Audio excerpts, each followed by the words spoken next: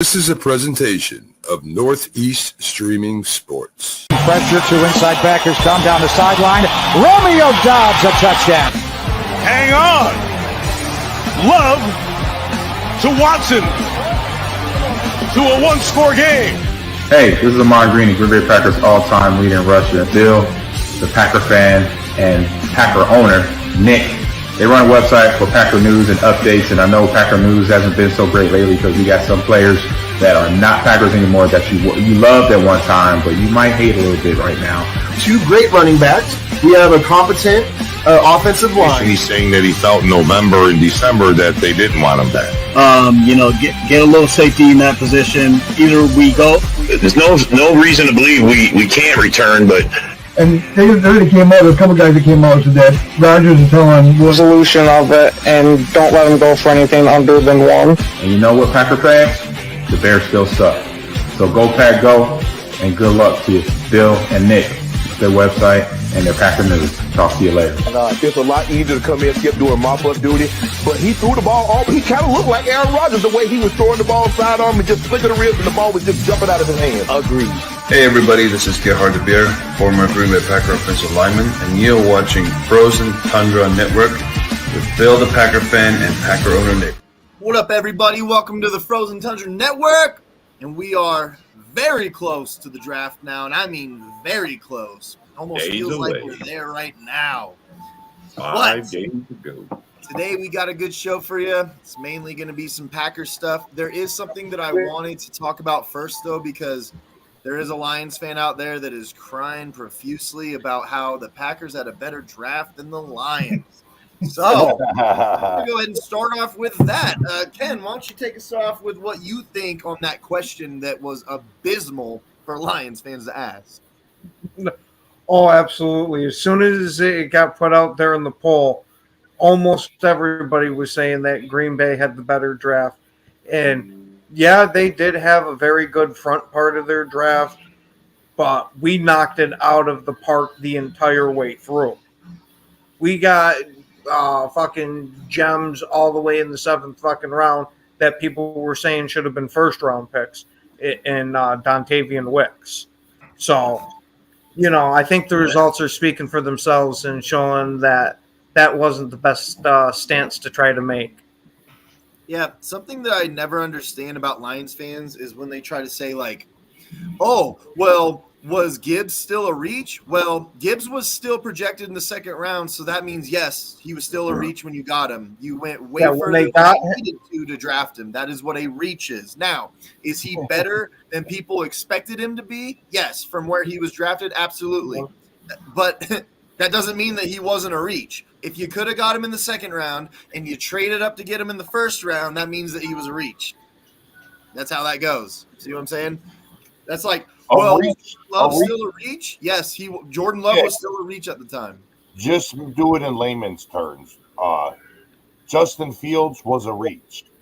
That's a reach. Yeah. Mitch Trubisky, that was a reach. You know what I'm saying? That was a terrible reach.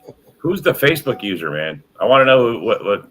So whenever I see this, I actually laugh because they say sophomore slump. He's not a sophomore. He wasn't a rookie last year. That's what we do. We avoid sophomore slumps by getting them through their sophomore year.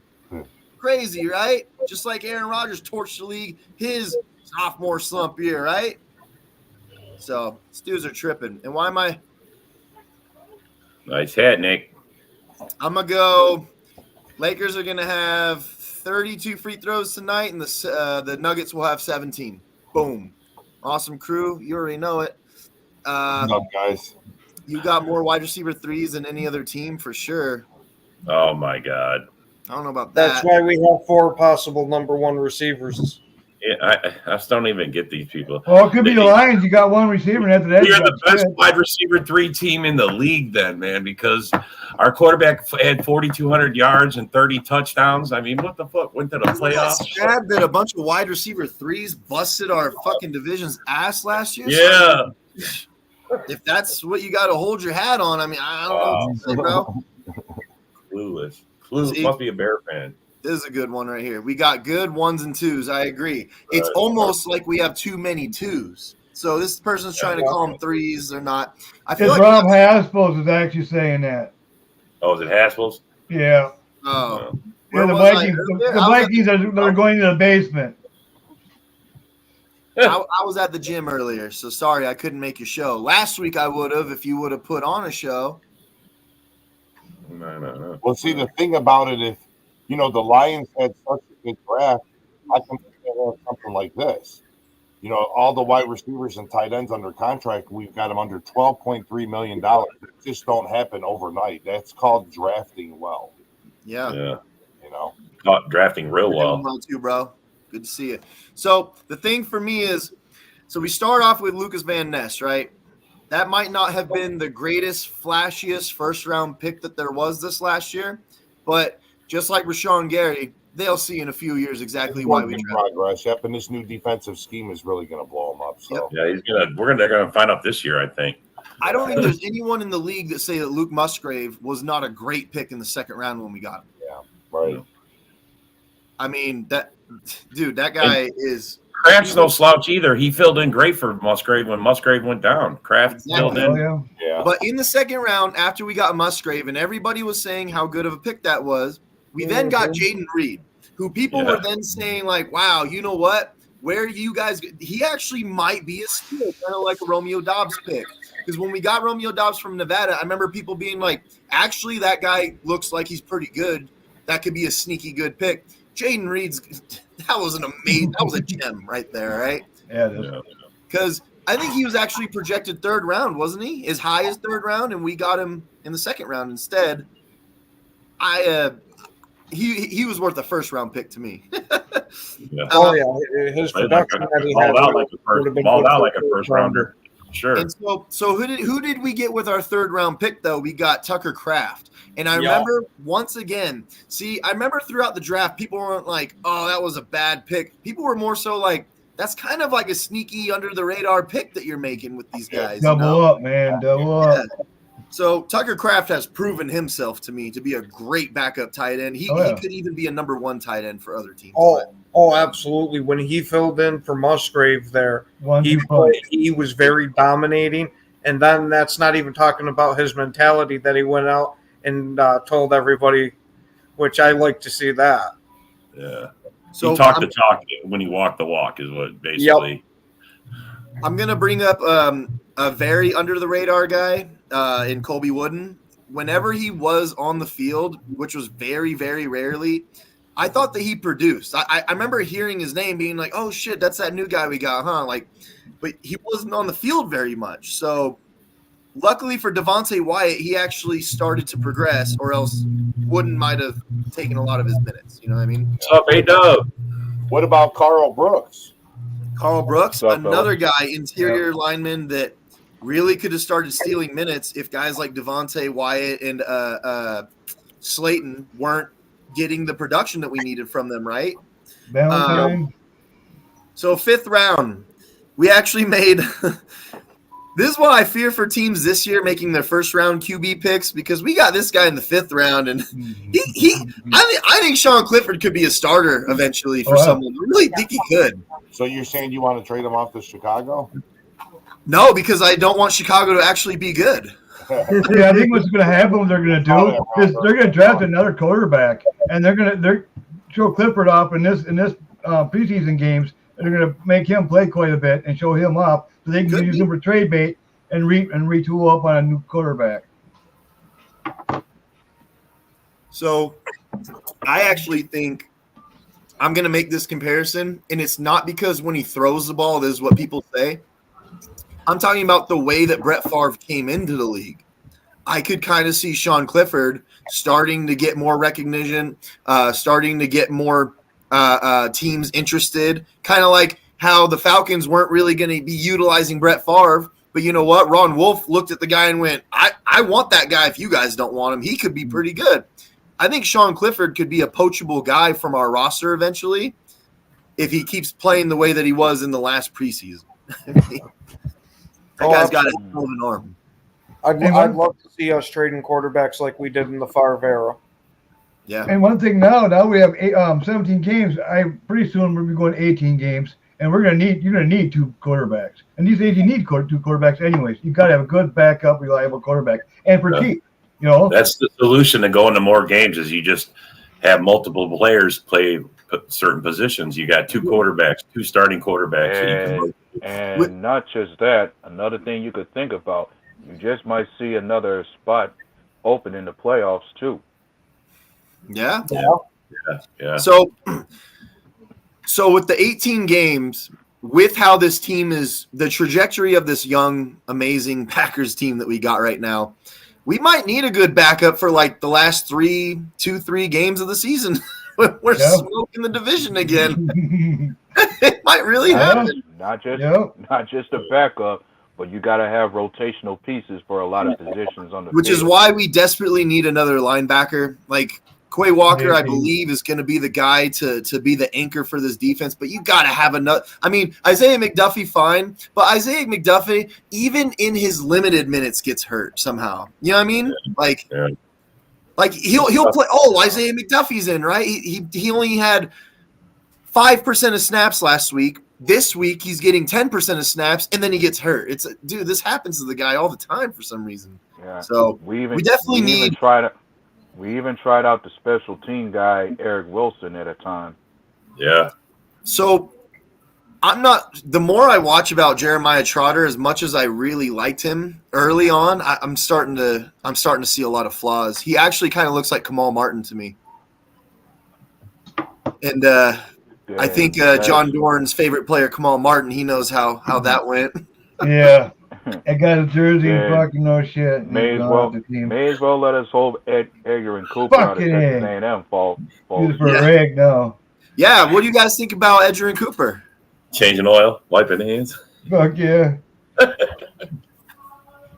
So go on, A-Dub. Go on with what you were talking about.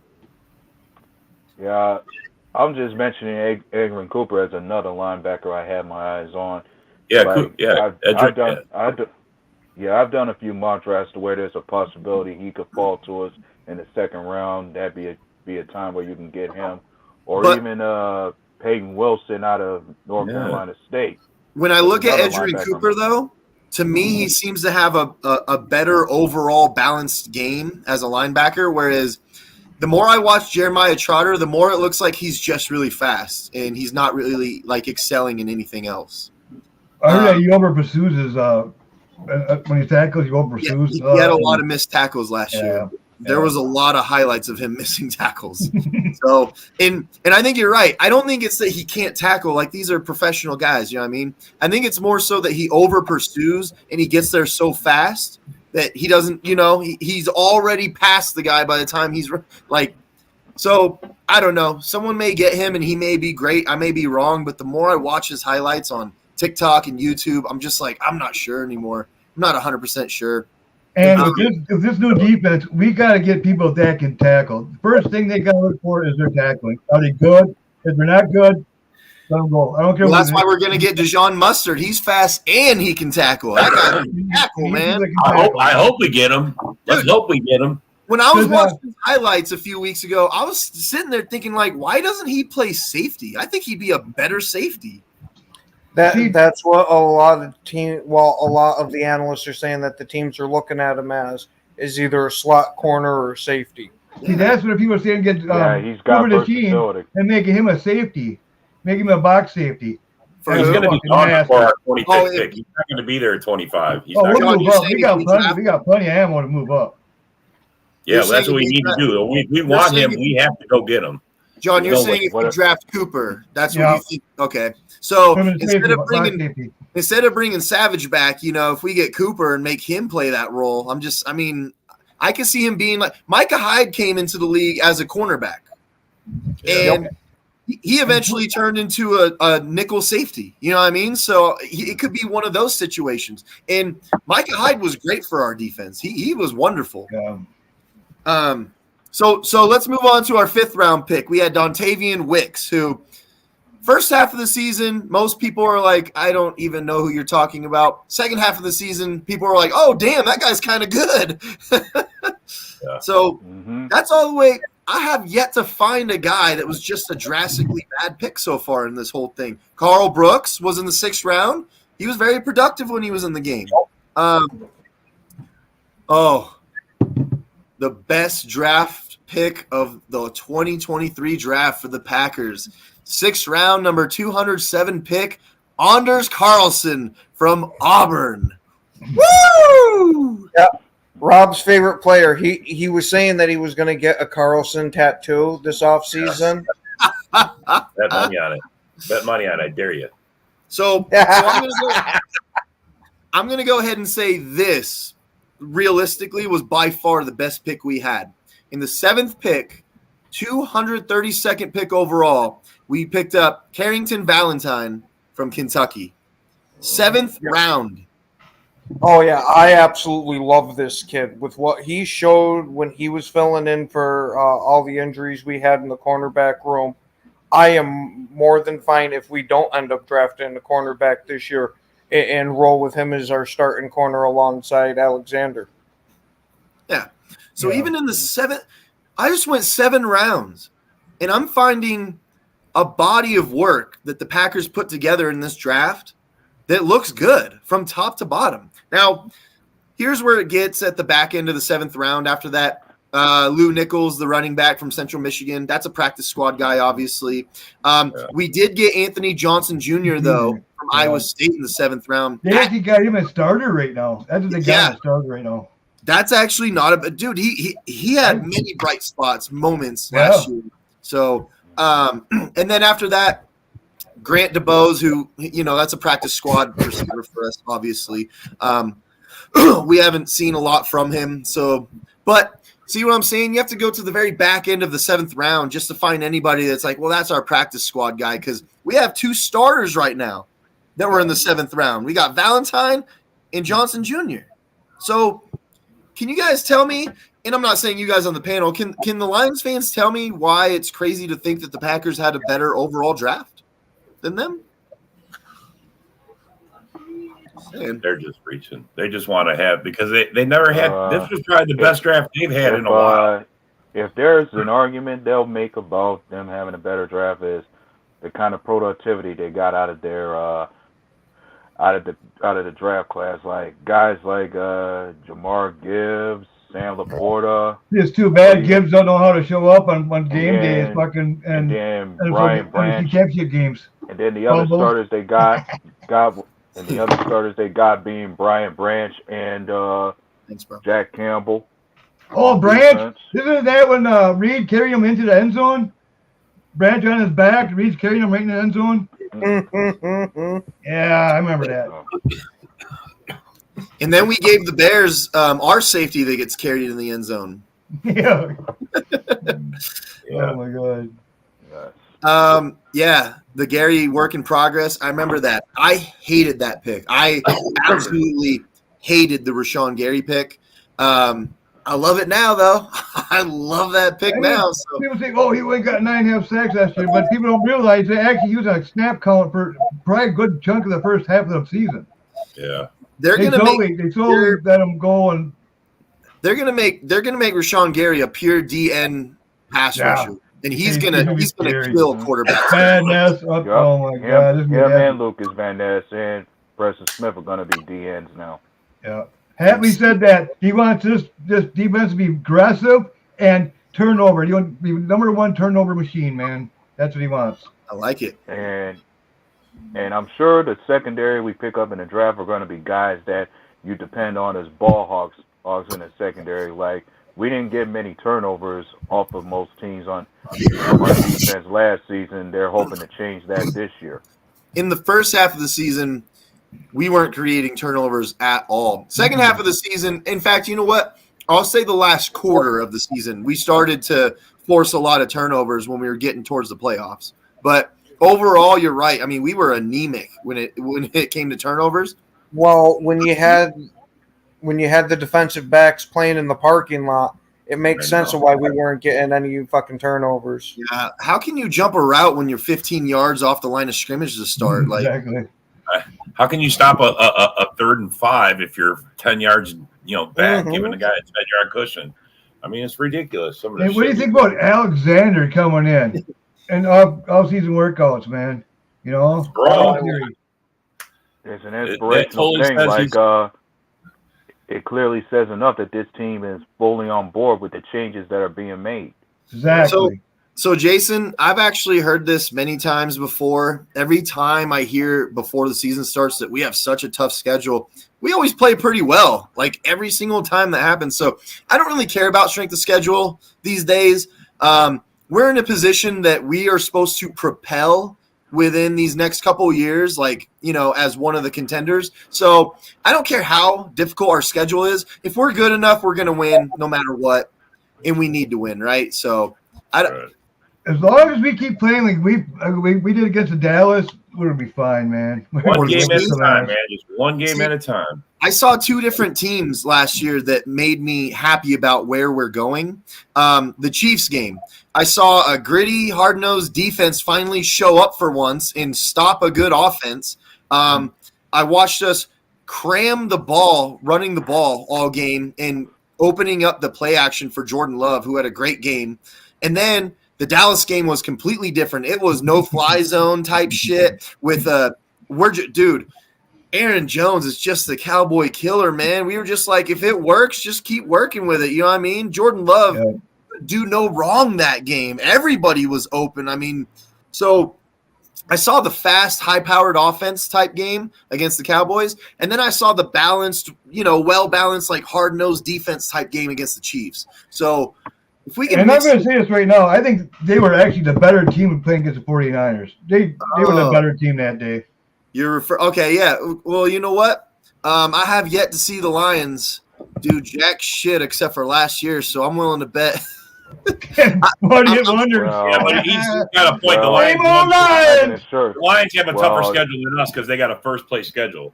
Who's going? Yeah. So most of the teams outside of two divisions are going to be division leaders that they Same gotta old play. Lions. Yep. So, John Dorn, why are the Lions the same old Lions? They're fool's gold. They better have a good draft. Otherwise, the Bears are going to go right around them. The Vikings will go right around them. And we're already on top of those motherfuckers. Yeah. So I know they can better feel be fucking scared in their pants, man. They better be looking at Hooker and say, hey, you better be good. So since I was speculating that Valentine, in my opinion, was overall the best pick that we ended up having from last year, let's go ahead and ask you guys, who was your favorite pick from last year? Your favorite pick. Doesn't have to be the best player that was from the draft. Ken, who was your favorite pick of them all? I got to go with Wicks because I really think that if Watson doesn't end up being able to turn around his injuries, that's going to be our number one guy with the way that not only our coaches are talking about him, but the way different guys from the league are talking about him. And with how he's got Devontae-esque like feet, and if you're a hell of a route runner, the quarterback's going to be looking your way most of the time. So Dontavian Wicks was your favorite. Yep. All right. Well, it's okay that you're wrong. Let's go to Rob. Who was your favorite? Reed is the number. Reed was the best pick out of the entire draft, bro. I don't care what anybody says. Jaden Reed. Well, explain why he was your favorite pick. Well, because we had a lot of injuries and he filled in. I mean, even at running back when we lost Aaron Jones, I mean, he was taking plays out of the backfield. The guy was a rocket coming out of the backfield. He was everything we asked him to do. He was Mr. Clutch. You know, everybody says he's like Randall Cobb. Better than Randall Cobb. You think he's a better version of Randall Cobb? Yeah, Randall Cobb couldn't come out of the backfield like this. Guy's a rocket, bro. He's literally shot out of the backfield. Randall Cobb had some pretty good games where he actually ran the ball a few times, and he was pretty good. Jaden Reed. He's no Jaden Reed. I'm sorry. That's okay. If you think he's no Jaden Reed, I'm cool with that. But Randall Cobb actually, when we started using Montgomery and we started using Ripkowski, I remember we used a lot of plays for Randall Cobb to come out of the backfield as well. So I think he was good at it. But Reed looks like he's just on a different planet sometimes, you know? Yep. John Dorn, who was your favorite out of them all? Van Ness, man. Van Ness. I think he's going to have a breakout year this year. With his new defense, he's going to have a breakout year. And look out, this whole front's going to be nasty. Van Ness. All right. So I'm assuming that you're believing that Van Ness is just going to come out and just start rocketing dudes to the floor, huh? Yep. Right. New defense. Yep. Coordinator. Yep. All right. A-Dub, who was your favorite draft pick? Tucker Kraft for me. Tucker Kraft. Because for me, that had to be somebody I just felt like someone who came out of nowhere and surprised most, stepping up from when Lucas Van Ness went down. Like, you wouldn't be expecting that from a tight end of his caliber. And not only that, another thing I would say that makes him my favorite is how he broke that third round curse for Green Bay. Because very often we don't manage to hit on picks in the third round. He managed to change that for us with the year he had. Oh man, John Dorn's best friend, who just got out of the loony bin recently, he chimed in. What do you think, John? Merkel. Oh, you mean he owns Jordan Love that owns the Bears? Yeah. Another sweep, easy sweep, boom, boom, no problem. Then his quarterback be crying to his mommy. We lost against the Packers, my favorite team. No, don't you know that? Didn't we hear go Pack go? I'm thinking about this statement. Like, didn't we hear that before when it came to after Aaron Rodgers' first year? How everybody got tape on Love. You should have had it before throughout the season, and it still didn't matter. Yeah. I heard that statement throughout last season. It still didn't matter. Nobody could stop our offense at the end of the season. Nobody. Yeah. Nobody. And I'm already certain for most trolls, it's a lot of hoping and wishing that it's a sophomore slump for most of these young guys that we got. Can't really be a sophomore slump if he's in it for 4 years, though. That's what I mean. Just like Nick was saying earlier, it can't really be. It's going to be year 5 for Love. I mean, that's what it is, man. He's just well-educated, well brought up quarterback that knows how to read a defense. Yeah, well, the sophomore slump they feel will happen for some of these other guys outside of Love. Yeah. That's what they're hoping and wishing. Your guy trying to learn everything. He hasn't even hit his peak yet. Yeah. Exactly. Oh, I say Jaden Reed. See, that's what I say, Jason. Yeah. Yep, and Kevin agrees with me. I love them all, man. I love them all, I'll tell you. I like it. I like Wicks, bro. He had a great season, man. He had a really great season. And Wicks, I think he's really going to turn on this year. Yeah, when I think of Wicks, what I think about Wicks, I just say he along with Malik Heath and Romeo Dobbs, those are your most efficient route runners at that wide receiver core position. Yeah. Like, you can always depend on those guys to run fresh, clean routes on the field, get that first step on most defenders against them. Well, Paul, you guys haven't looked good since 1985, so. But even still, this is why he's a casual fan, man. The first 8 weeks, bro. All the reason we brought up this topic of all these the draft is all our players were still learning their positions. Most of the guys that were starting were new. I mean, it takes notice with his defense. His defense played like crap. He played like crap for the first season. About after 8 weeks, and then their defense started getting out better. Yeah. You know what I mean? Just like the Bears' defense got better. I mean, it takes time to gel. Yeah, you got to gel, man. You should be worried, bro. You should be very worried. But even when they had one of the top wait. Let's talk about this real quick. We picked it apart. Jordan Love picked his defense apart. Let's talk about how stupid this is real quick. It is stupid. Love didn't look so good the first 8 weeks. Well, if that's the mantra, then why was he so good the next 9 weeks? And this is also a lie. Didn't look so good the first 8 weeks. Well, the first 2 games of those 8 weeks, he had 6 touchdowns and no interceptions, clapped up the Bears. Okay. I don't like.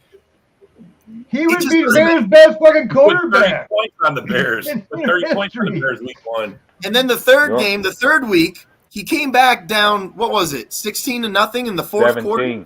17-0 in the fourth quarter and won the game. So I'd say the first 3 weeks of those 8 were actually pretty damn good by Jordan Love. That means that you're talking about 5 weeks out of 17 games, 18 if you include, actually 19 if you include the playoffs, 5 out of 19 where well, Love didn't look that good, right? So this is just dumb. Like some of y'all's logic. It's not for dumbass. That's why, bro. Look who it's from. It doesn't make sense at casual, all. man. Casual. Yeah. Yeah, and this is from a guy whose team might be in a playoffs or bust type year, no matter who their quarterback is. Yeah. So what's up, Merkel, with all the Justin Fields blowing that you did all those years, and now he's gone for a 6th round pick for next season.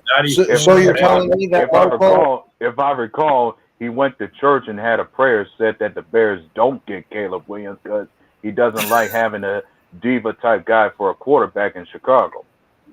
That's actually bad for us. You're saying that Merkel was a Justin sexual? He was, bro. He could be. And he'd probably be a Caleb Colpus. Probably going to be a Caleb Colpus. If Merkel thinks that Caleb Williams won't be good, the chances are he will be then, because that guy's wrong about everything. Yeah. Got that right. Hallmark still slinging the bull. Sure is, bro. All right. Let's move on. We have some other topics that we wanted to get through. Actually really liked this one right here. Who was the most electrifying Packer player of all time? This can mean so many different things. That's why I like this topic, because it can mean so many different things to so many different people. Who was the most electrifying Packers player ever? And I'll start with – go ahead, A-Dub. That's tough for even me to answer because there was so many who blew me off to be electrifying. I know. If I gotta choose somebody, it had to be my favorite. For one, being Donald Driver. Donald Driver. Okay. Like this guy definitely surprised me in the most for a 7th round pick as far as one of the best receivers we could have ever had. And I was always on him, and I've pretty much been a big fan of his ever since he came in the league. Okay, John Dorn, what do you think? Adams. I like Devontae Adams. I mean, you think Devontae Adams was more electrifying than Jordy Nelson? In ways he has, but Devontae's clutch. Devontae gets open, but Jordy's the deep ball. First down, he got it. First down, it's almost automatic. First down. Next to Sterling Sharp, I think Jordy's our next best deep ball receiver ever. But this is why I said most electrifying can mean so many different things to so many different people. Because for me, the way that Jordy Nelson, he was white lightning, man. What's more electrifying than that?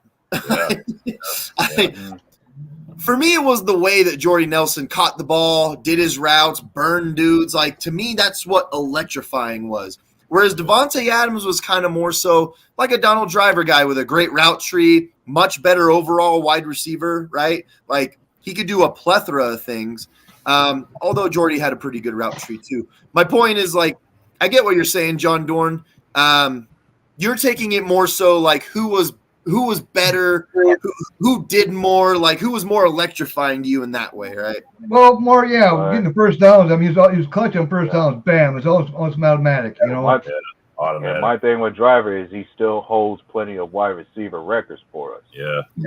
Oh, I love Driver. That's a great pick, bro. That was a great pick. I love. He took my pick. That's why I went to Adam. Tell you the truth, want to be honest. But go ahead, Rob. Man, I like Favre is like, to me, Favre or Rodgers. Those guys are electric. Those are the guys that control the game. I mean, you are losing, and they can bring you back and make you believe you're going to win the game. And that, to me, is when you can take over a game and make someone feel like that. I mean, he made a whole teams feel like that. They believed in those guys. They're like, when Rodgers was out there, you're like, no, we're fucking still got a chance. Even if it's 20 to, I mean, the Bears should know. Yeah. All right. Brett Favre then. Ken, who are you going to choose? Well, I was going to have it with the line, but Jason beat me to it. I was going to say, if we're going most electrifying, you got to mention White Lightning. But Jordy Nelson, when he would get wide open and Rodgers would hit him with a touchdown, you would hear that entire stadium almost explode with energy. Sterling Sharp is a good one. Unfortunately, I think his electricity burned out too quick for people to call him the greatest electrifying Packer. That's the only reason why I say that. For me, I'm going to go completely different than all of you guys. The most electrifying player I've ever seen the Packers have on the field, it was Clay Matthews by far. Like the energy, the insane athleticism, the type of plays that he made. Like the guy was always beast mode when he did something. To me, that's when I could feel the electricity pulsing off of the field is when Clay Matthews did something crazy on defense. Because when he did, we all sat there and went, we're going to score now. We're going to score. Like, Clay just pumped us up. You could feel in the stadium when you go to games and Clay Matthews makes a play, you could feel it. That everyone's like, we're going to win this game, bro, like because of plays like that. There's a lot of them. Gilbert Brown, Gravedigger, boom, stuff in the run. That's Reggie White. Reggie White, bro, could take over a game, bro. He How about Desmond Howard? Desmond Howard, greatest return guy we ever had. I mean, come on, Desmond Howard, watching him as a man. So I'm good with Sharp also. I'm on board with it also. This is all opinion-based, right? Yeah. There's so many of them. But, the only reason I wouldn't choose Sharp is because, again, the electricity sparked out way too early for me to, like, have a complete body of work to work with, if that makes sense. You know what I mean? Go ahead, A-Dub. Yeah, I was about to say you couldn't go wrong with some other receivers from back then. Guys I remember like Brooks, Robert Brooks, Antonio Freeman, or even Greg Jennings for a time was very electric. Yep. You know who was electric, but unfortunately he was hurt all the time? Ryan Grant was an electrifying player. Gosh. Yeah. Amon Green to me was never an electrifying player. He was more of like an Emmitt Smith type. He was just consistent. Eddie Lacy would have been if he could have stayed fucking off. Yeah. Eddie Lacy was dominant for his first 2 years. That would have been the guy, man. Dorsey Levens was very electrifying when he had his good moments because he was so quick between the tackles. Amon Green was just a smash mouth guy. He was kind of like Brandon Jacobs, you know, like he just ran through people. He did have that year though where he had 1,800 rushing yards and 15 touchdowns. That's the most any Packers running back had. I mean, this comes from last week when that dude told me Amon Green was not the best running back for Green Bay, and he said he wasn't even close. Jacobs is going to break that this year, though. I'm sorry to say. Of other running, and as far as other running backs go, for a time, you could say for a short time, James Starks was electric when he showed up for us in the playoffs. Yeah. Do you guys remember what they used to call him because of that playoff game against the Eagles? They called him James Sparks because he was, for whatever reason, he was great in that playoff run for us. Another guy I'm thinking of, if Nick Collins didn't break his. Yeah, Nick Collins, too short. Yep. Yeah. AJ Hawk was pretty electrifying at first, the first half of his career. See, I thought Nick Barnett was way more electrifying than Hawk. Okay. Nick Barnett was fantasy runner, yeah. Yeah, no, Nick, he was, bro. But yeah. We've had some very good. I mean, if you could whip by position, you could probably name 2 or 3 guys at every position. Butler, you know, Lambeau Leap, you know. Yeah. Aaron Campman was an electrifying player. Zadarius Smith was very electrifying with us. KGB. There you go. Yep. Santana Dodson. Yeah, Santana Dodson. Yeah, bro. What about BJ Raji? BJ Raji made the whole place name. Diesel, man. 30 nose and fucking. Yeah, always had blood dripping out of those. Yeah, watching him fucking pick up offensive linemen and sack the fucking quarterback with his own offensive lineman was just fucking out. John Hudson, there you go, man. When I've watched those really, really old games, Paul Hornung was like the 60s version, the old version of electrifying back in the day, you know? Because Bart Starr, back then, QBs weren't necessarily electrifying. They were kind of limited, you know what I mean? But I guess for back then, electrifying QBs would be like Joe Namath. I mean, I don't know. Rob, you should know. I mean, you what the fuck is that?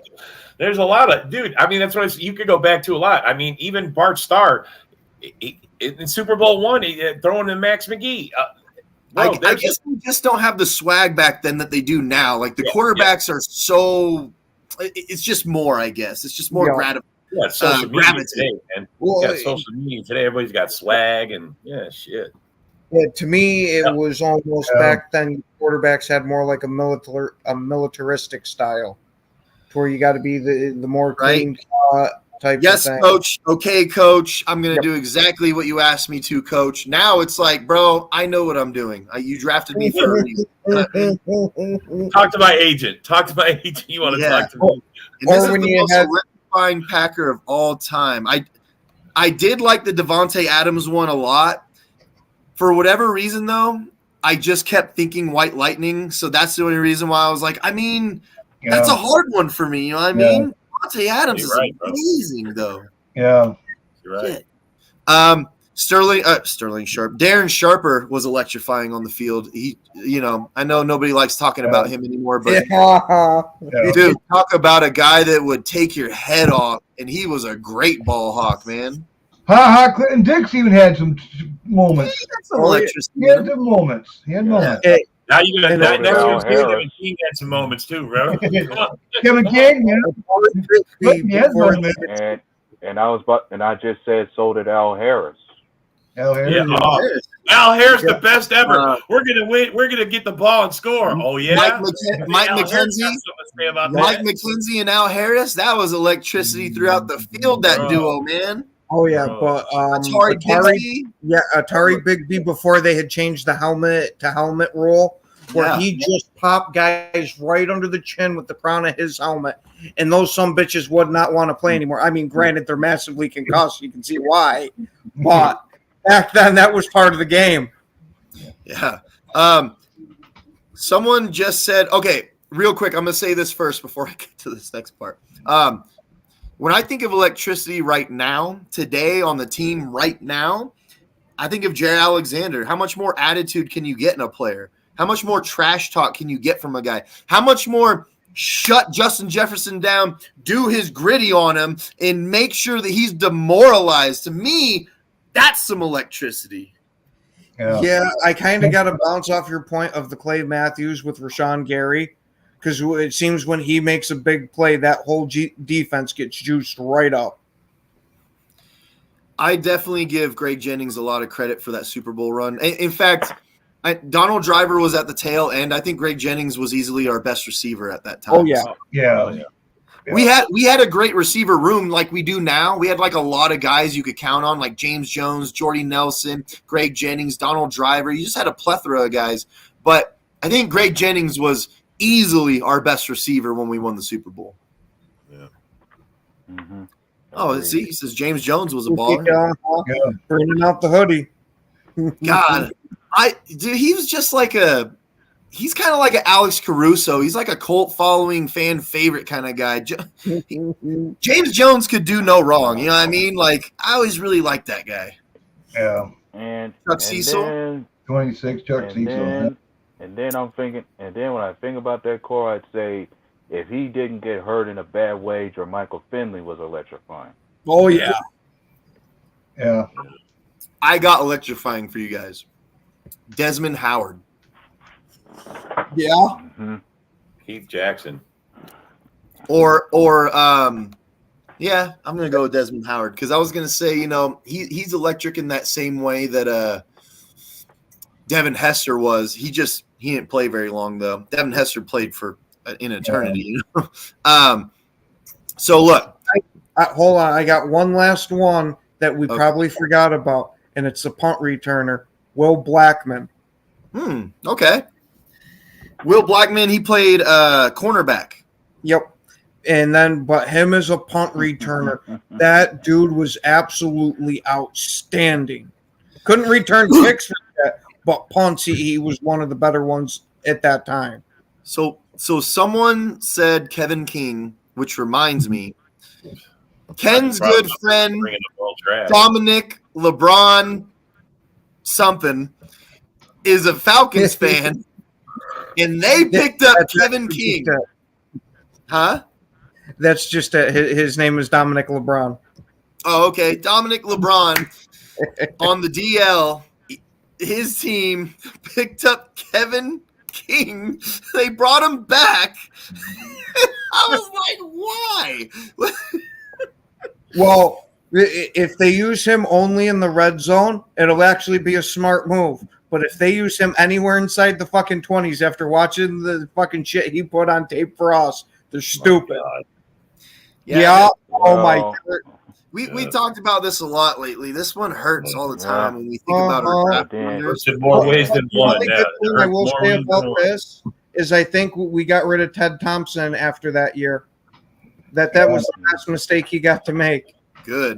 And King, he's been out for 2 years. He's been out of fucking football. Yeah, no. Yeah, it's been a while. That's why I was like, why? Like, what did he do?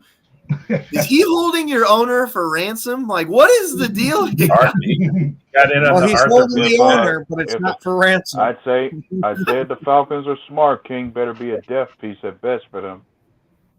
Yeah, I hope they don't count. Well, maybe we'll get lucky and he'll count them for something.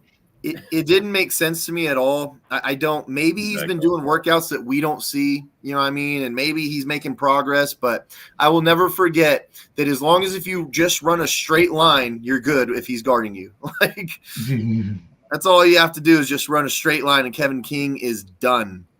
He's terrible. What's messed up is he actually had pretty damn good speed too. It just didn't translate well to the field. Well, hopefully he got all healed up and worked on his skills, man. You know, and what happens? Of course, we only have one good year out of King, and that was 2019. Yep. He's one of the top defenders in the end zone. So there was one. I remember this profusely because management was talking about being aggressive. They were trying to do things different. This is in 2021. They were talking about that they might trade up in the draft. And I remember being excited because Micah Parsons was coming out of Penn State. And that was my number one guy on the board. I was like, I want that guy. He would be perfect for our defense. And it's starting to get closer to the middle of the draft, and Green Bay still hasn't traded up. And I'm like, but they just talked about how they're going to do things differently this time. They're going to be aggressive. They're Nothing. Cowboys get Micah Parsons. Of course, he's an amazing, phenomenal player. And then we get Eric Stokes instead. Yeah. That one hurt. And how funny is it that Micah Parsons was a non-factor in that playoff game? Yeah. Well, that's because Zach Tom sat there and fucking owned them all damn game long. Yeah. Yeah, I remember reading this quote. It was by Larry Bird. He said, it was like I was watching God play football, and he was talking about Zach Tom. And this was back in the 80s, so I mean, that's how you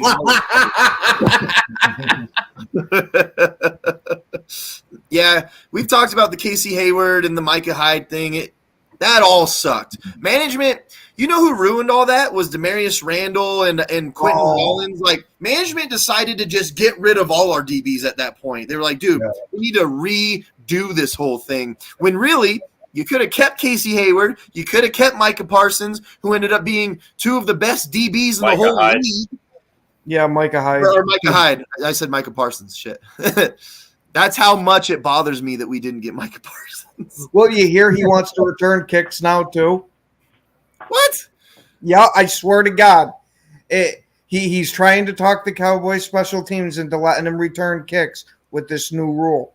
So I guess it's true when people say that Aaron Rodgers isn't the only person doing ayahuasca in the NFL. This is the pandemic. The other ones, this thing got caught. Oh my Lord. Deshaun Kaiser. Oh, what a great Oh, my God. Yeah. was. Man, the Browns. I actually think Randall wouldn't have been bad if we would have black eye for the organization. That's a total black eye. First of all, the Browns made a great draft pick with Kaiser, and then we picked him up, and he was phenomenal for us, especially when Aaron Rodgers got hurt in the first week of the season. What wasn't it the first play of the game, or not the game, but the first play? The Bears game, man. It was. They beat the Bears game. Wasn't it the first play that Kaiser was out there? He threw the interception to Mac for the touchdown. Mac. I think that was his first play, wasn't it? Yeah, yeah, it was. for taking over because he got thrown out there. He was like, nope.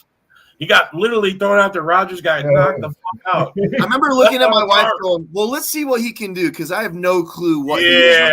Oh, never mind. Let's stop seeing what he can do. Yeah. Well, the sad thing was when we got him.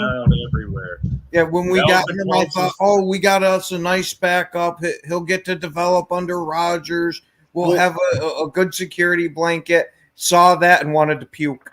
Do you remember the other backups that we tried and they were terrible too? Seneca Wallace, Vince Young, like we just could not find I think Seneca Wallace only ended up taking like 2 or 3 snaps for us. The most notable I remember being Brent Hundley.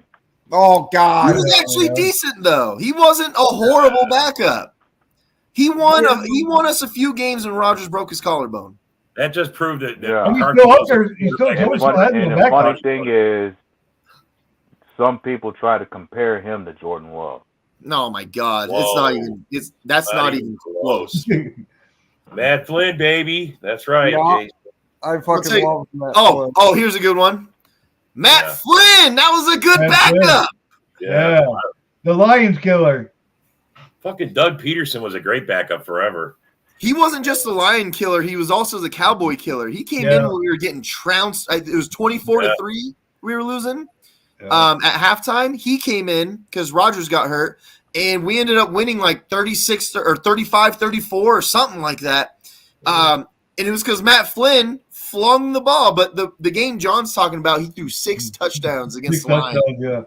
Well, what's funny about that game too is apparently Rodgers was playing offensive coordinator for that game, and that was him calling the plays for it. That was a ticket game for fucking Lynn Flynn. He made a lot of money off that game. The Raiders paid him. The Seahawks paid him. Like he got extensive contracts because of what he did in Green Bay. Exactly.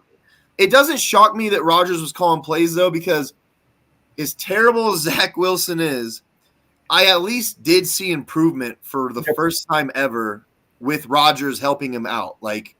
He was making better reads, and I mean like check down reads instead of like, he can't throw the ball deep for shit. But so I'm not surprised by that was my point. But now let's do this. If you could bring back any player from the past to play again, who would it be? And I'm talking about current roster right now, Green Bay Packers 2024. Who would it be? Who's going to fit this offense, this defense, it might even be special teams that sways you. Like, who is the guy that's going to change this team for us in the best way possible from the past? I'll go ahead and start with you, Rob, because you're sitting there being like, man, I got a couple. We already talked about Sterling Sharp or Reggie White, one of those guys, and it's a good buy. You can just give us the title right now. So either one. So I just got to ask. Those are 2 positions it looks like we kind of don't need, though. So your choice would be Reggie White or Sterling Sharp? Yep. Okay. All right. Well, I already know John Dorn's going to say Brett Favre, so let's move on. No. John Dorn, who would you want to bring back? Crosby. Carlson sucks. Oh my God! What? Hey, Crosby was on. I would rather have Longwell. If you're going to bring back, I was about to say Ryan Longwell. I think is our best kicker ever, to be honest. Maybe, most consistent, anyways. Yeah. All right. I would have to go Reggie White. We need a pass rusher. I mean, get that fucking quarterback, man. But we got. You just said Van Ness was your favorite draft. You get all of them going, man. You don't have no time to do nothing. You get all of them going. Dorn's going to play with the 7. Send the Calvary, man. Send the Calvary. I mean, bro, we wouldn't even be talking about Watson's injury if we had a Sterling Sharp. There would be no talk of Watson's injury at all. But all right, we could play the safety and linebackers. We'll have to bring back one of the best safety and linebackers. It looks like we got like minds in here with the Reggie White. What do you think, A-Dub? Who you bringing back? As far as what is needed right now, if I were to bring somebody from the past back, I'd say I'd bring back A.J. Hawk. Ooh. As far as the linebacker core goes, I'm sure he would provide a lot in terms of helping the others elevate their game. He even be a good compliment to even Quay Walker. Like he would help Quay elevate his game along with Isaiah McDuffie at that position. All right. I like it. I did not expect anyone to say AJ Hawk, but I do like the rationale with that one. Ken, who are you bringing back? I'm actually going to go very close to A-Dub for almost the same reasons, but it would be Nick Barnett. Oh, I knew it. Oh, my God. Now, Nick Barnett. You know he's one of my absolute favorite fucking players. But he's already used to running in a 4-3 as the middle linebacker. And Quay, they already say, is going to play the right side linebacker spot. So I think it'd just be a nice fucking plug and play for it. Well, this show wouldn't be this show without our God and Savior, Aaron Rodgers. So that's who I'm bringing back. No, I'm just I'm actually going to agree with Jason, not with Leroy Butler. But the first person I thought of was Nick Collins. Because we don't have a safety, and we just got McKinney. If we put Nick Collins next to him, oh my God. I had thought of Nick Collins at first too, but him and McKinney are both free safeties. So what, dude? Dude, Nick Collins was good enough. He could have played fucking punter. Okay, yeah. Talented, it was insane. Like, Nick can play any spot, man. I bet. Well, we're gonna pick up Simmons, so we're gonna have the best fucking safety duels fucking in the league. So for me, Nick Collins was extremely versatile. That's why a lot of times, even with Atari Bigby, they played one high and one low safety. Nick Collins could do everything, man. And it's not like Eddie Jackson, right? Eddie Jackson switched, and it was abysmal. He's just not good enough. He's just not talented enough. I think if you had McKinney, because McKinney is actually really good on short yardage type stuff. He's also a great tackler. Last year he missed how many? It was like one tackle and 500 plus snaps or something crazy like that. So McKinney could be your low to Nick Collins high. You know what I mean? So what about Chris Jackie? Oh, well. We need a kicker.